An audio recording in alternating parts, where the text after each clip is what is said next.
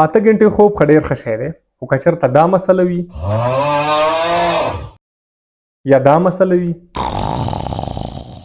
نو بیا به څه کوو. موږ ډېر خلک ما لیدلي، زما یو ملګری و سعودیا کې پاتې کېدو، ما ته یې کال کړی و چې داسې داسې مسله ده، د علاج راته وښیه. زموږ ملګري دي هغه خوب کې دا آوازونه کوي، خرلیږي، دې ته موږ انګلیش کې څه وایو، سنورینګ دې ته وایو. یو بل شی دی، تاسو پښتو کې اورېدلی وي چې خفه څه نیولی یم خوب کې، اورېدلی وي چې یاره خوب کې بلا نیولی وم که نه، مری م بنده شوي وه. ډېرو خلکو ته کېږي، هغې ته موږ سلیپ اپنیا وایو. صحیح دی. اوس دا کېږي څنګه، زه ډېر په اسانو الفاظو هم پوهوم او دې سره رښتیا خبره دی، داسې ځای کې خوب کول ډېر ګران وي خلکو ته. څوک چې وده وي، څوک چې خرړېږي، هغو ته خو پته نه لګي، خو د نور کسان خوب ترې نه شي کولی. اوس د دې علاج څه دی؟ اول دا کېږي څنګه، دې باندې ځان پوه کړئ. دا کېږي داسې، موږ ته د ساه ضرورت دی. کله چې موږ ویښ یو، موږ ساه الو، زموږ مری کلاو دی. ټیک دی، دلته چې کوم وږي دي که نه مری کې، دا زموږ کلاو دی. خو چې کله موږ وده شو که نه، زموږ دماغ هم وده شي، زموږ چې مری کې کم وږي دي هغه هم وده شي. هغه څه شی شي؟ ډیله شي. صحیح شو. چې کله ډیله شي، هغه وروسته چې کله ته سم لیکنه نو هغه مری بنده کړي. مری بنده کړي، لا غونتې ځای پکې کلاو پاتې وي، نو زموږ چې کوم پیلټ دی هغه په رګدېدو باندې شي، په وایبریشن باندې شي، نو دا یو اواز خارجوي، یو اواز پیدا کوي، هغې ته موږ څه وایو؟ سنورینګ، خرړېدو ورته وایو. سلیپ اپنیا خفه څه چې چاته کېږي مخصوصا خوب کې، هغه څنګه کېږي؟ هغه کېږي داسې چې کله هم ستاسو د کومه ایروی دی، کوم باندې چې ساه پاس کېږي، نو چې کله دا پوره بند شي، نو بیا سړي ته څه شی کېږي چې زه بلا خوب کې نیولی یم، خفه څې خوب کې نیولی یم. نو بیا ډایرکټ برین څه وکړي، دماغ هغه ډایرکټ میسج پاس کړي چې دا ځای ستا بند دی، دا شی خطرناک دی. نو برین څه وکړي، بیا د مسل چې کوم دی هغه کانټریکټ شي او دا ځای کلاو کړي. اوس د دې علاج څه شی دی؟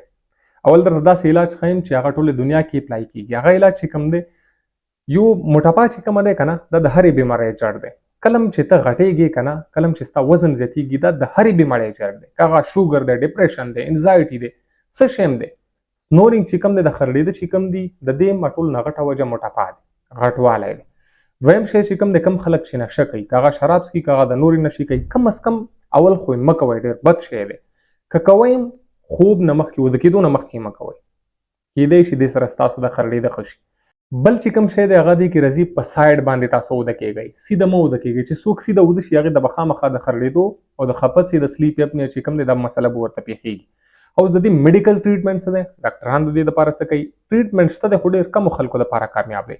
سی پیپ، بی پیپ یو ډیوایس دی، هغه ډاکټران ورکوي، اکثر پوزې ته لګوي، خو هغه ډېر تکلیف سره لګېږي. ډېر خلک هغه سره وده کېدلی شي او ډېر وده کېدلی هم نه شي.